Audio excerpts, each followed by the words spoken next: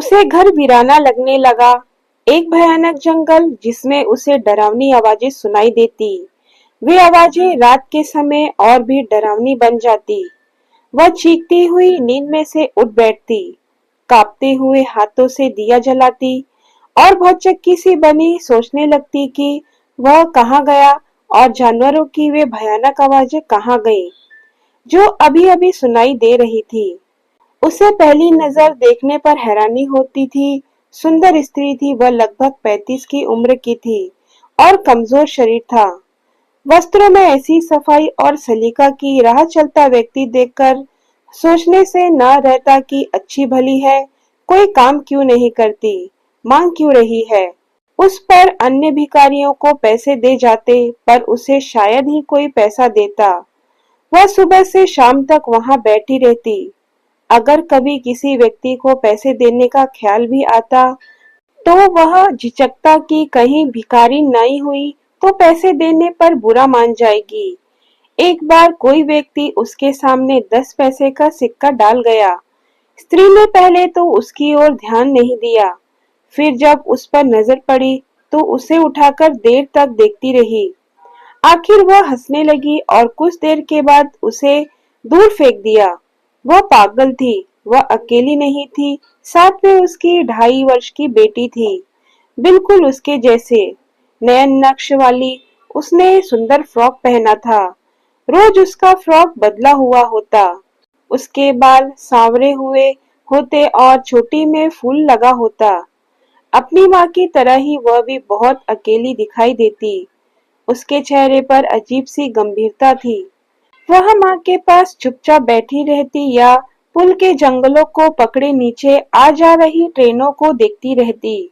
वह स्त्री कुछ पहले एक गांव में रहती थी। उन दिनों वह पागल नहीं थी। उसी गांव में वह सहेलियों के साथ बचपन में खेली, जवान हुई और ब्याही गई। ब्याह के बाद भी 2 वर्ष बहुत दुखद पूर्ण बीते। घर में गृह कलेश था, सास और नंदों को कड़वी बातें भी थी, पर खुशियां भी थी।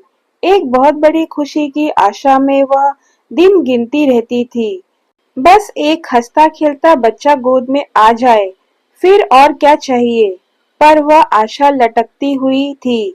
2 वर्ष और बीत गए। बहु तेरे यत्न करने पर भी उसकी कोख हरी नहीं हुई तो उसे अंधकार दिखाई देने लगा।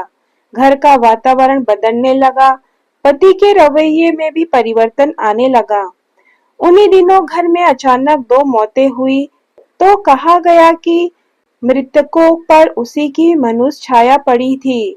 फिर अगले महीने गांव में 3 मौतें हुई तो उन व्यक्तियों पर भी उसी को मनुष्य छाया बताया गया। तब स्त्रियां उसकी छाया से बचकर रहने लगी। यह केस जंजाल था जिसमें वह फंस गई थी। फिर तो वह जैसे हमेशा के लिए उस जंजाल में फंस गई।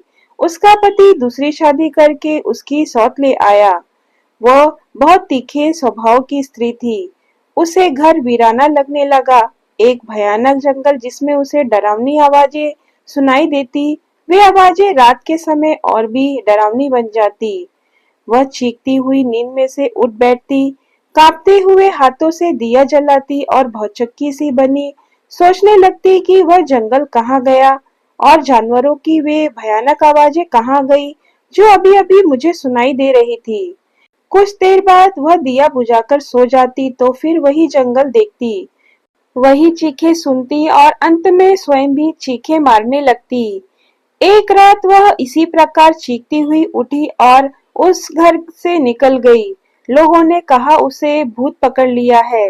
वो आसपास के गांव में घूमने लगी। एक बार एक स्त्री को उसमें देवी दर्शन हुए। उसने उसके सामने धूप जलाई और उसे खीर पूड़ियां खिलाई। तब कुछ और स्त्रियों को भी उसमें देवी दिखाई देने लगी। फिर तो आसपास के गांवों में मशहूर हो गया कि उसमें देवी माता ने अवतारण धारण किया है। अब उसकी चीखें बंद हो गई थी। वो हल्का हल्का मुस्कुराती रहती। अब उसे न खाने पीने की कमी थी, न पहनने की कमी थी। वह जिस गांव में भी जाती उसका आदर सत्कार होता। फिर उसके बारे में मशहूर हो गया कि जिस पर भी उसकी कृपा दृष्टि हो जाए वह दूत पूत जो भी चाहे पा सकता है। वह एक नई दुनिया में जीने लगी थी, जो बच्चों की दुनिया थी। अपनी कल्पना में वह उन बच्चों से बातें करती, उन्हें खिलाती और लोरियां गाकर सुलाती। लोग सोचते वह फरिश्तों से बातें किया करती है। बच्चों की उस दुनिया में वह उस दुनिया को भूल गई थी जिसमें वह भटक रही थी। अब उसके सारे दुख कलेश मिट गए थे। उस दुनिया में न जहरीली शौच थी, न विमुख पति था, न भयानक जंगल जैसा घर था। 3 वर्ष तक वह इसी हालत में गांवों में घूमती रही। फिर एक बार वह ऐसी गायब हुई कि उसे किसी ने नहीं देखा। उसको श्रद्धालु स्त्री ने बहुत खोज की, पर उसका कहीं पता नहीं लगा। उन दिनों उसे अपने अंदर एक बच्चा साकार हो रहा महसूस हुआ और उसे डर था कि उसे कोई छीन न ले। सो वह उन गांवों से दूर चली गई थी। कुछ ही महीनों में उसकी कोख भर गई। वह अपने बड़े हुए पेट पर हाथ फेरती और मुस्कुराती। आखिर उसने एक बेटी को जन्म दिया। फिर वह बच्चों की उसी दुनिया में बेटी के साथ दिन बिताने लगी, उसका पालन पोषण करने लगी। तब एक स्टेशन के पुल पर उसके दिन बीतने लगे। बेटी बड़ी होती गई, उसके संसार में माँ के अतिरिक्त रेलगाड़ियां थी, उलझी हुई रेलें थी और लाल हरी पीली बत्तियां थी। वह पुल के जंगले में से उस संसार को देखती रहती। कभी कोई इंजन चीख मारता हुआ नीचे से गुजरता तो वह भी खुशी से चीख मारती, तालियां बजाती और इंजन के उड़ते हुए धुएं को दोनों हाथों से पकड़ने का प्रयत्न करती। एक अलग दुनिया थी बेटी की। वह बहुत खुश थी। अब वो पहले वाले दिन नहीं थे जब उसे गांव में खाने पहनने की कमी नहीं थी, पर अपने कई अभावों में रहकर भी खुशी दिखाई देती है। उसका शरीर कमजोर पड़ता जा रहा था। वह ज्यादा खर्च बेटी के खाने पहनने पर ही करती। वह स्वयं कम खाती, कभी भूखी भी रह लेती। उसकी पूंजी दिन प्रतिदिन कम होती जा रही थी। उसे डर था कि जब हाथ में एक भी पैसा न रहा तो वह क्या करेगी। एक दिन वह बैठी हुई अपनी दुनिया में खोई हुई थी और उसकी बेटी पुल के जंगले को पकड़े लाइनों की ओर देख रही थी। सामने से धुआं छोड़ती एक ट्रेन आ रही थी। इंजन चीख पर चीख मार रहा था। फिर जब इंजन धुआं छोड़ता हुआ पुल के नीचे से गुजरा तो वह फिर जोर से चीखा। उसी समय एक और हृदय बेदी चीख सुनकर वह स्त्री अपनी बेटी की ओर लपकी, पर बेटी वहां नहीं थी। गाड़ी पुल के नीचे से गुजर चुकी थी। स्त्री ने आंखें फाड़कर नीचे लाइनों की ओर देखा तो उसकी चीख निकल गई। लाइनों में उसकी बेटी गिरी पड़ी थी और उसके फटे हुए सिर में से लगातार खून बह रहा था। उसके आसपास लोग जमा थे। फिर वह पागलों की तरह चीखी और पुल से नीचे छलांग लगाने के लिए चली तो लोगों ने उसे पकड़ लिया। आखिर वह अस्पताल में अपनी मरी हुई बेटी को एकटक देख रही थी। उसकी आंखों में ऐसा भाव था जैसे वह समझ न पा रही हो कि वह यहाँ क्यों आई है और यह मरी हुई लड़की कौन है।